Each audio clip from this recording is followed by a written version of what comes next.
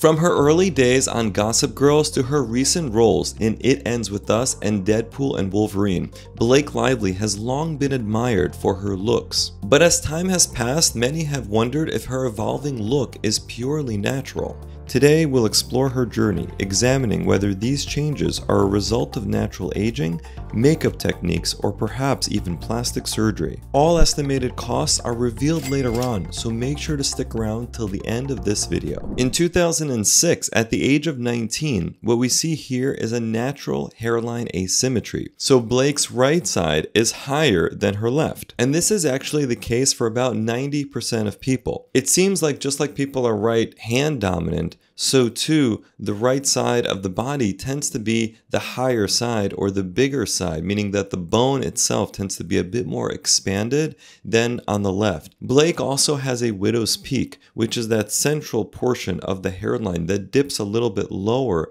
than the surrounding hairline. She also appears to have some upper lid hooding. We call this dermatochalasis when there's an excess amount of tissue in the upper eyelid. Some people are born with this, and some people develop this excess skin later in life with the aging process. When we look at her nose, we do see some nasal tip bulbosity, and there's a slight droop to her nose when she smiles. When I compare back to photos of her in high school, what I'm seeing is that she still has some width to her nose, but the tip looks more narrow and less bulbous than it did back then. So this suggests a possible rhinoplasty surgery, in which the nasal tip was subtly narrowed to not deviate too far off from her original nose, but to give her some additional contouring and to take some attention away from her nose and for the focus to be on other features of her face. When I look at Blake Lively's lips, what I'm seeing here is that she has a short philtrum, she has a thin upper lip,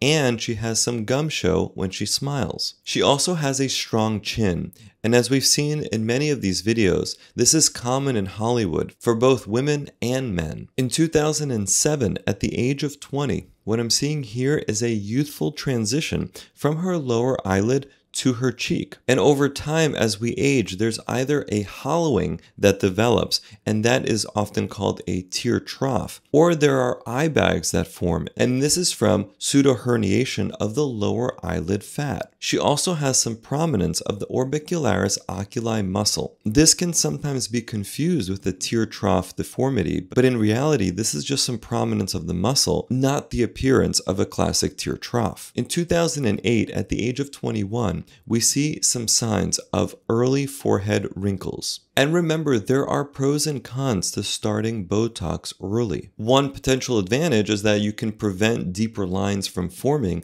later in life. But there are some real disadvantages as well. This can include a behavioral dependence on the medication, where to maintain a certain look, you need to keep going back and getting the Botox re-injected every 3 to 4 months. Some people need higher and higher doses as they become partially resistant to the medication, and some people need to completely switch to a different neurotoxin because potentially the first one that they were on is no longer effective. There is also a real cost that comes with getting these injections several times a year. And remember that the forehead is the only muscle, it's called the frontalis muscle, that actually elevates the eyebrows. So if you keep knocking it down with a neuromodulator and a paralytic essentially like Botox, what happens is that the eyebrows can gradually start to descend or droop over time. I also see some signs of potential lip filler in Blake's upper lip. You can see some potential migration into the cutaneous portion of her upper lip.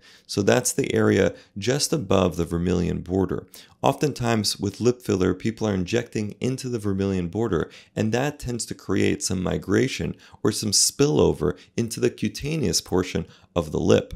And that's what actually leads to that duck lip appearance. In 2009, at the age of 22, in this photo, we're really seeing the M-shaped hairline that Blake has, with that left side being lower than her right. When I look at her eyes, something has changed. It looks like the supratarsal crease is now more visible. Now, this doesn't typically happen on its own, so it does suggest a possible upper blepharoplasty surgery. To me, there are no obvious signs of a brow lift. Sometimes a brow lift can be combined with an upper blepharoplasty, but sometimes people get just a brow lift or just an upper blepharoplasty. So it's important to look at the actual eyebrow position to see if something has changed. In my opinion, Blake's eyebrows are in the same position as they were previously, but there is more of an opening to the upper eyelid, and I think that might be from an upper blepharoplasty. When performing an upper blepharoplasty, it's important for the surgeon to not extend the lateral incision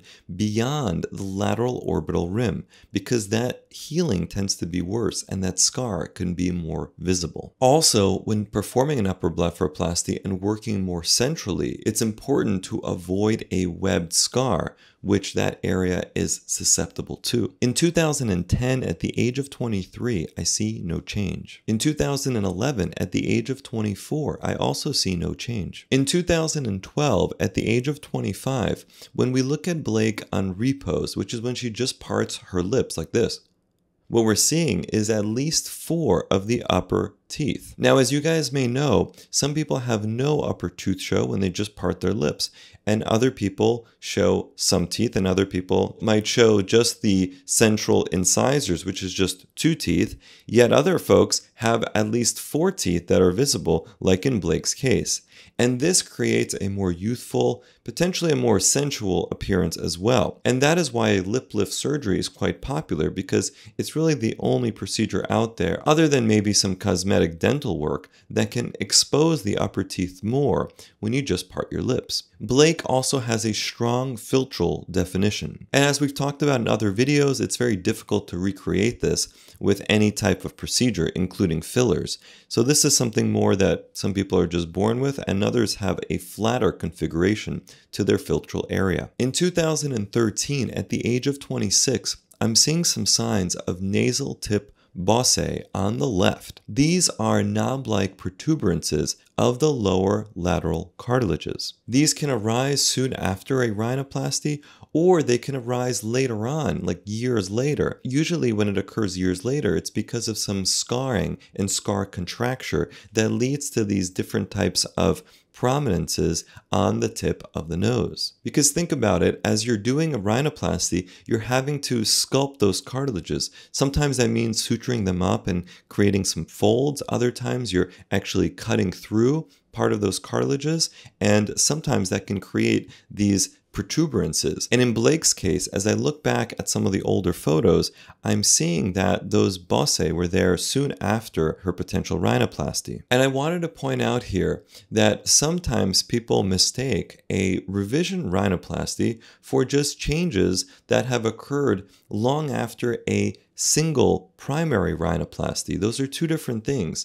So some people get multiple nasal surgeries, and obviously you start to see different changes that may have occurred between the different surgeries. And other times they maybe had 1 surgery, but now the effects of that surgery and the appearance of the nose has been changing over time. And for some reason, a lot of people think that with a rhinoplasty, there are no changes that happen down the road, let's say 5, 10 years out, or even further out. Whereas with like a facelift, people seem to accept that after many years, you're going to have some drooping to the face again, right? That we accept, but we don't really accept that the nose can continue to change. But in reality, it does. So even after a single rhinoplasty, say earlier in your life, when you're 10, 15, 20, 40 years older, of course your nose is going to look somewhat different than right after the actual rhinoplasty that you had many years ago. And then again, of course, there are people who get revision rhinoplasties and even tertiary revision rhinoplasties and sometimes many more. So distinguishing between those various types of effects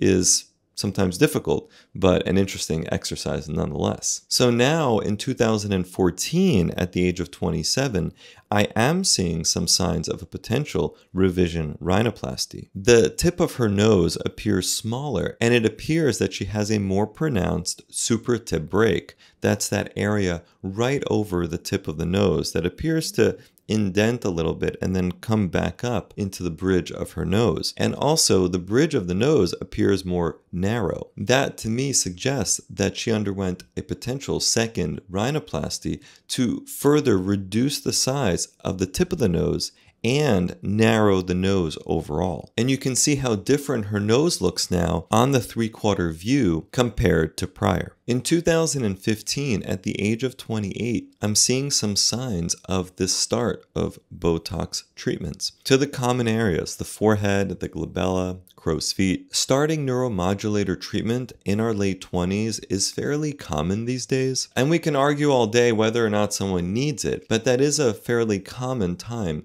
to start these injections. There's always this balance, as we talked about earlier in this video, between starting too early, but also waiting too long potentially to have more etched in lines that are more difficult to erase with neuromodulator treatment. In 2016, at the age of 29, what I'm noticing overall is that the changes that we're seeing with Blake's appearance have been gradual, incremental, and are non-dramatic. This leads to a more natural look that is less noticeable. It's cases like these that give plastic surgery, I think, overall a pretty good rep. And it shows you how powerful subtle changes can be, and that you don't need to undergo 10 surgeries all at once to look better. And oftentimes, those dramatic transformations can actually look a lot less natural and a lot more disfiguring than someone who undergoes some subtle changes gradually as they age. In 2017, at the age of 30, what we're seeing here is the slight descent of Blake's lateral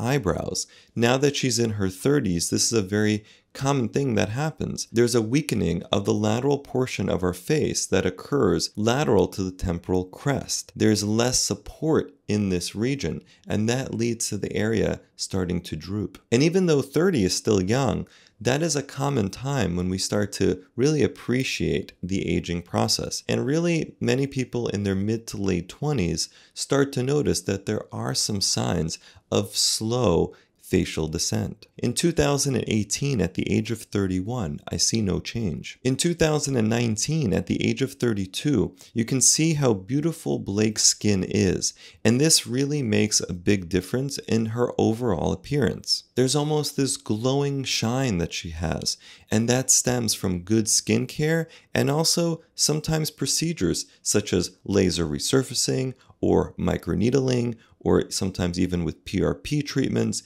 and regular facials that can help give your face an added brilliance. Some people ask me about my own skincare routine, and I talk about it in the video below, so check that one out. But in case you're wondering, I use these amazing Feel Confident products. In 2020, at the age of 33, what I'm seeing is that Blake is now sporting a fuller eyebrow than she did in her teen years. It's become more in vogue to have a fuller brow, and I think she has mostly her natural hairs with maybe some makeup and tattoo enhancement in the body of the eyebrow. Remember that the eyebrow has 3 main components to it. It starts with the head of the brow, then you have the body of the eyebrow, and then the tail of the brow. In 2021, at the age of 34, I wanted to compare this frontal photo to a photo of Blake from her prom. What we see is that Blake now has these fuller brows.